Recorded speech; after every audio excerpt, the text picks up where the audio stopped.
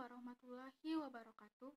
Perkenalkan, nama saya Elvina Indah Cahyani dengan NIM 0510138192463 dari kelas Praktikum Ekologi Lahan A. Di sini saya akan menjelaskan tentang perencanaan tata guna lahan yang ada di daerah tempat tinggal saya. Sebelum saya menjelaskan tentang perencanaan tata guna lahan, saya akan menjelaskan tentang pengertian lahan, pengertian tata guna lahan, jenis tata guna lahan, tujuan tata guna lahan, dan manfaat dari tata guna lahan. Menurut FAO, lahan merupakan bagian dari bentang alam atau landscape yang mencakup pengertian lingkungan fisik, termasuk iklim, topografi, hidrologi, dan bahkan keadaan vegetasi alami atau natural vegetation yang semuanya secara potensial berpengaruh terhadap penggunaan lahan. Lahan digunakan untuk berbagai kegiatan manusia di dalam memenuhi kebutuhannya. Menurut Utomo, lahan memiliki dua fungsi dasar, yakni fungsi kegiatan budaya, yaitu lahan merupakan suatu kawasan yang dapat dimanfaatkan untuk berbagai penggunaan, seperti pemukiman, baik sebagai kawasan perkotaan maupun pedesaan, perkebunan, hutan produksi, dan lain-lain. Yang kedua, fungsi lindung, yaitu kawasan yang ditetapkan dengan fungsi utamanya untuk melindungi kelestarian lingkungan hidup yang ada, yang mencakup sumber daya alam, sumber daya buatan, dan nilai sejarah, serta budaya bangsa yang bisa menunjang dalam upaya pelestarian budaya. Pengertian tata guna lahan. Tata guna lahan merupakan sebuah bentuk perencanaan dalam pemanfaatan dan penggunaan lahan dalam sebuah kawasan agar mempunyai fungsinya masing-masing. Dalam setiap daerah mempunyai tata guna lahan yang berbeda. Jenis tata guna lahan.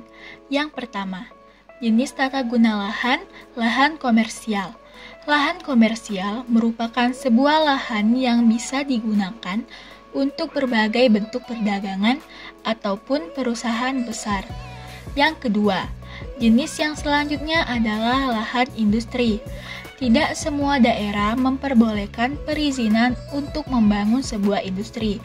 Lahan untuk industri harus memiliki jarak yang jauh dari perumahan untuk menghindari terjadinya pencemaran yang bisa mengganggu kesehatan. Yang ketiga, guna lahan publik. Guna lahan publik adalah sebuah lahan untuk berbagai keperluan seperti tempat ibadah, area rekreasi, maupun rumah sakit. Lahan ini tidak boleh dipakai untuk keperluan komersil karena bisa mengganggu aktivitas yang ada di dalamnya. Tujuan tata guna lahan. Yang pertama, untuk memberikan sebuah perlindungan pada lingkungan. Lingkungan tidak akan menjadi rusak dan berantakan apabila terdapat sebuah tata guna lahan yang baik.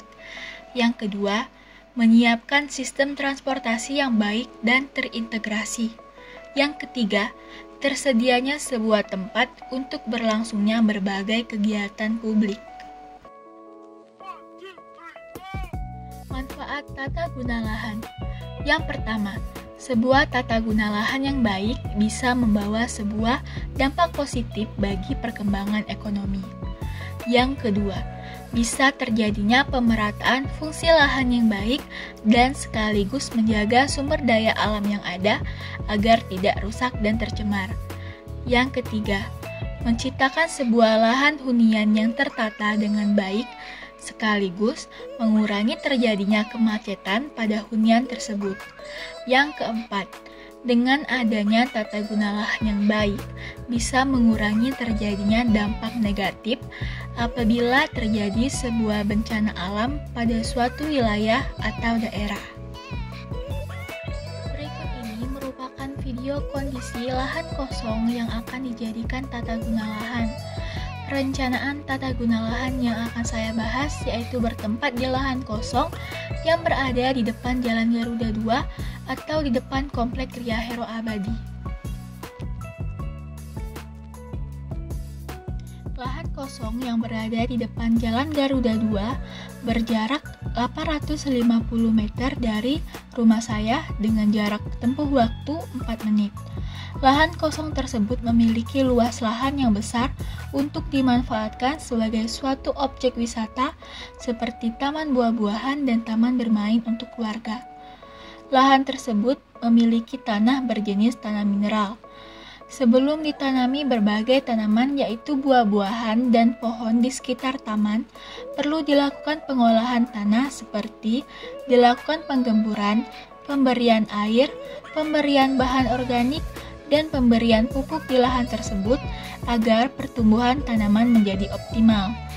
Taman buah bisa dijadikan objek wisata sekaligus edukasi untuk anak-anak dan warga yang tinggal di daerah tersebut.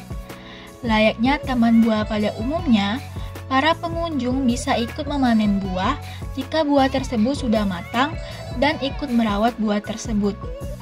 Karena lahan tersebut sangat luas, di sekitaran taman buah tersebut akan ada taman bermain untuk anak-anak, seperti perosotan, ayunan, dan berbagai permainan untuk anak-anak. Di sekitar taman tersebut akan ada tempat duduk dan gazebo untuk orang tua dan pengunjung yang ingin duduk dan beristirahat. Alasan saya memilih untuk membuat taman buah dan taman bermain karena di Komplek Maskarebet dan Komplek Ria Hero Abadi terdapat banyak keluarga, sehingga ketika bosan untuk di rumah, taman tersebut bisa dijadikan tempat yang cocok untuk dijadikan tempat menghabiskan waktu bersama keluarga dan juga bisa dijadikan ikon objek wisata yang ada di daerah tersebut. Perencanaan tata guna lahan kosong yang ada di daerah tempat tinggal saya bisa dijadikan area rekreasi atau guna lahan publik.